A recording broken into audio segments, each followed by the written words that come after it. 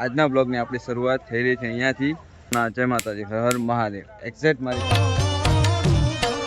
પર્વતના તમે દર્શન કરી રહ્યા છો. અમે અમારા રાવત આશ્રમથી નીકળી ગયા છીએ અને જઈ રહ્યા છીએ આખા મેળાના દર્શન કરવા માટે. તો કાશ્મીરી બાપુની જગ્યાએ ચલો મિત્રો તમને પણ કરાવું દર્શન મેળાના. તમે બનાવી રહેજો મારી સાથે વિડીયોમાં એન્ડ સુધી. ચાલો, મારી સાથે ઘણા બધા લોકો છે, તમને મળાવડાય. ચલો તો મિત્રો જો આવી ગયા જુનાગઢ તળેટીની અંદર. હવે આપણે કયા અખાડામાં પહેલા દર્શન કરવાના છે એ હવે આપણે આ માણસો આગળ જાય જ છે. ચલો મળીએ, દર્શન કરાવીએ.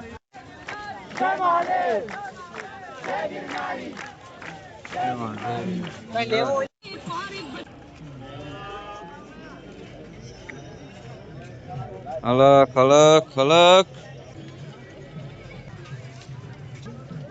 મિત્રો તમે કર્યા સાધુ સંતોના દર્શનો. આવી રીતે અસંખ્ય અખાડાઓ અહીંયા છે જ્યાં સાધુ સંતો કહેવાય દિગંબર સાધુઓ છે, જેઓના દર્શન કરીને લોકો પોતાનો અનુભવ કરતા હોય. તો આપણે પહોંચી ગયા છે મહાદેવના મંદિર ભવનાથ મહાદેવ ગિરનાર. ચલો મિત્રો દર્શન. હા લાઈવ પ્રોગ્રામ ચાલે છે. હા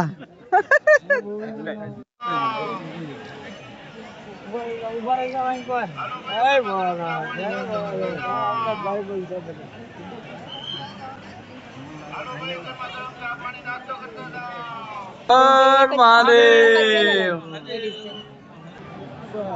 બોલો ભવનાથ મહાદેવ અને હર હર મહાદેવ. બહાર ભરે જો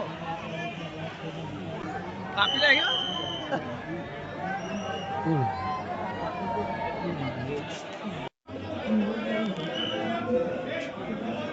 આવું કંઈક છે માહોલ.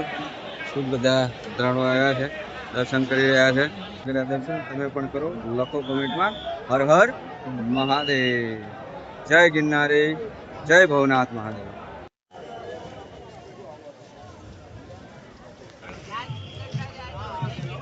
હા ભાંગ પીતા જાઓ, દર્શન ધ્યાન દેતા જાઓ. જય ગિરનારી બાપુ.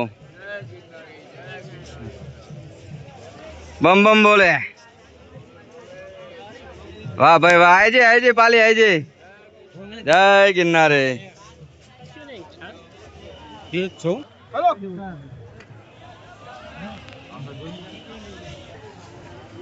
ચાલો મિત્રો આવી કઈક મોજ છે મેળાની. બરાબર સાધુ સંતોની મેળાવડો ખૂબ જામ્યો છે અને દર્શનાર્થીઓને પણ એટલી જ ભીડ છે.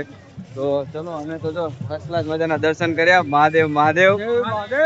હા જૂના અખાડા પાસે અમે પહોંચી ગયા છે. 10 નામ જૂના અખાડા. હા ચલો. તમે સાધુ સંતોનું નિવાસ સ્થાન અને વિશ્રામનું સ્થળ પણ છે, જોઈ શકો છો. ખૂબ સરસ મજાનું છે. અહીંયા છે આપણે દત્તાત્રેય ભગવાન. જય શ્રી દત્તાત્રેય ભગવાન.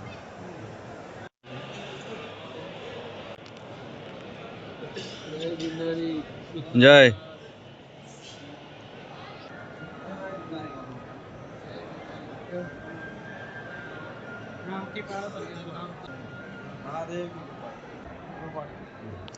દર્શન કરી.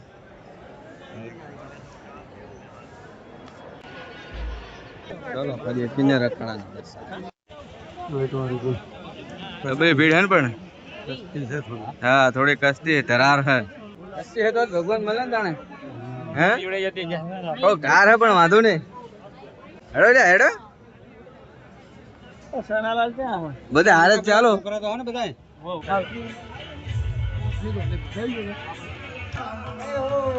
આપણો કિન્નર અખાડો જ્યાં આપણે દર્શન કર્યા.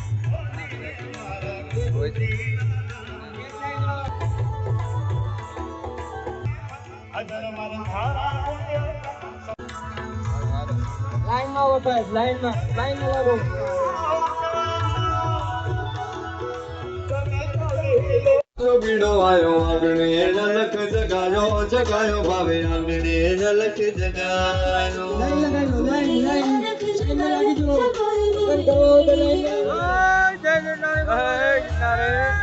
કાંટો હે ખાલી નીચે આવવામાં. ભાઈ ભાઈ ગિરનારની અંદર વેલનાથ, હા વેલનાથ બાવાની જગ્યા ત્યાં એક દાંતણના છોતરામાંથી જે વડનું ઝાડ છે એનું સૌથી મહત્વ છે. ચલો જોઈએ આપણે અંદર જઈને. જૂનું બાપુની જગ્યા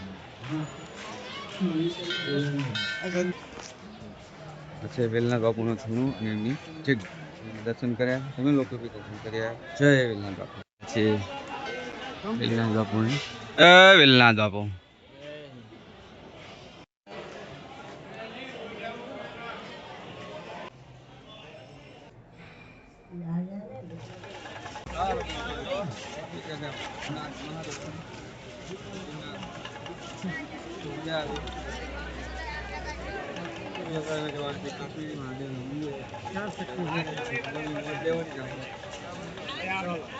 હવે અમે ચડ્યા પગથિયા ગિરનારના. કરી લીધા દત્તાત્રેય ભગવાનના દર્શન. કારણ કે ફેર તો ચડવાનું નહીં, આટલું લખ્યું છે તો 11 કે 21 પગથિયા ચડ્યા. મહાદેવના મંદિરના દર્શન કર્યા. આવી ગયું. ચલો હવે નીચે જઈને જોવાનું કાશ્મીરી બાબુના મંદિરે. જય ગિરનાર. ફાઇનલી હવે આપણે આવી ગયા દર્શન કરીને. પ્રસાદીનું ચાલુ છે. બાકી હર હર મહાદેવ. તો મિત્રો જો આપણે પહોંચી ગયા, તમને કીધું તેમ, કાશ્મીરી મહારાજની જગ્યાએ. જંગલમાં ફરતા ફરતા મજા આવી. 2-3 કિલોમીટરનો રસ્તો છે, પણ કહેવાય ને ટ્રેકિંગ જેવું થોડું નામ એવું થઈ જાય.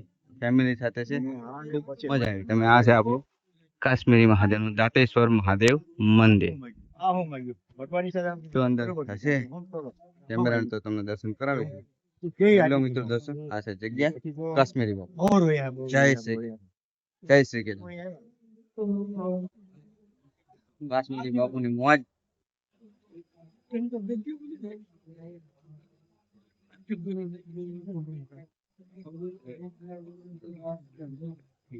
હા છે આપણે કાશ્મીરી બાપુની જગ્યા. ભક્તોની ભીડ તમે જુઓ, બહુ જ મોટી ભીડમાં ભક્તો અહીંયા દર્શન કરવા આવે છે. અહીંયા પણ પ્રસાદીનું બધું ચાલે જ છે, બરાબર. બધા પ્રસાદી લેતા હોય, પણ ઉપવાસ છે એટલે આપણે લેતા નથી. હર હર મહાદેવ. પ્રસાદી લઈ લઈ કે આપણે થોડીક વાર લઈએ, જોઈએ, દર્શન કરીએ પછી નીકળી જઈએ. જય કાશ્મીર. આવું કંઈક છે આવો કંઈક છે આશ્રમ બહારથી. પાછી 2024 આવેલા 2 વર્ષ પહેલા. ત્યારે અહીંયા કહેવાય મસ્ત મજાનું પાણીની સુવિધા હતું. અહીંયા આ જગ્યા ઉપર આરામ કરવા બેઠેલા. ખૂબ મજા આવે. આવીને એક અલગ જ અનુભવ થતો હોય છે. તો ચલો થોડું પાણી પી લઈએ અહીંયાથી. તો અહીંયા મિત્રો જો કાશ્મીરી બાપુના દર્શન કરીને અમે રિટર્ન આવી ગયા છીએ. દર્શન કરવાની ખૂબ જ મજા આવી, મોજ કરી, હસતા ખીલતા આવ્યા. અને હવે જો આગળ નદી ઓળંગવાની હજુ મોટી પહેલા તો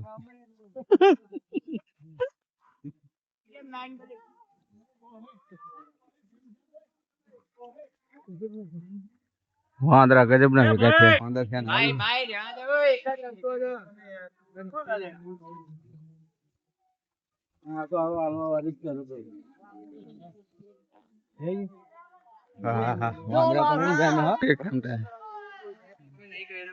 થઈ ગયા આપણે બહાર નીકળી ગયા.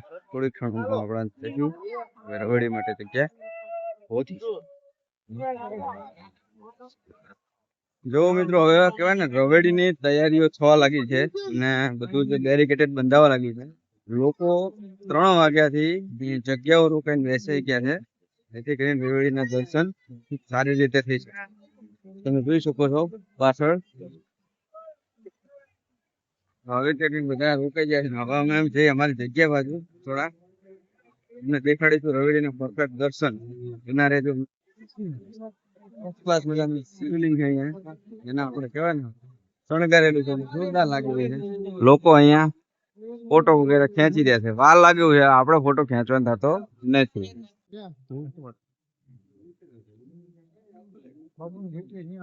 આપણે આવી ગયા થોડી વારમાં ભારતી બાપુના આશ્રમ, કે જ્યાં આપણા બધા જ શહીદ વીરોની યાદો લગાવેલી છે, ફોટા લગાવેલા છે અને કહેવાય પ્રતિબિંબો છે. બધું ખૂબ સરસ મજાનું વાતાવરણ છે. જો ચૂનવાણી બધું અહીંયા તમને જોવા મળે. રાતે હોય ને તો સારું ડેકોરેશન હોય.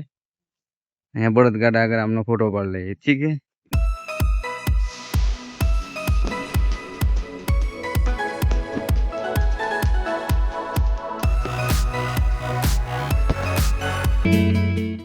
તો મિત્રો જુઓ કંઈક આવો છે ઇન્દ્ર ભારતી બાપુનો આશ્રમ કે જ્યાં ઘણી બધી જૂની પુરાણી વસ્તુઓ અને ભારત માતાના રાષ્ટ્રીય ધ્વજ સાથે એકદમ જગ્યા કહેવાય ને બહુ જ મસ્ત લાગી રહી છે.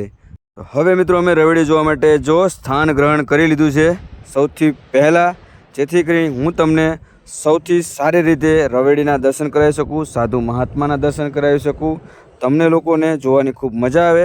તો બન્યા રહેજો મારા સાથે નેક્સ્ટ વિડીયોમાં ફૂલ રવેડીના વિડીયો સાથે. જય સોમનાથ, જય ગિરનારી.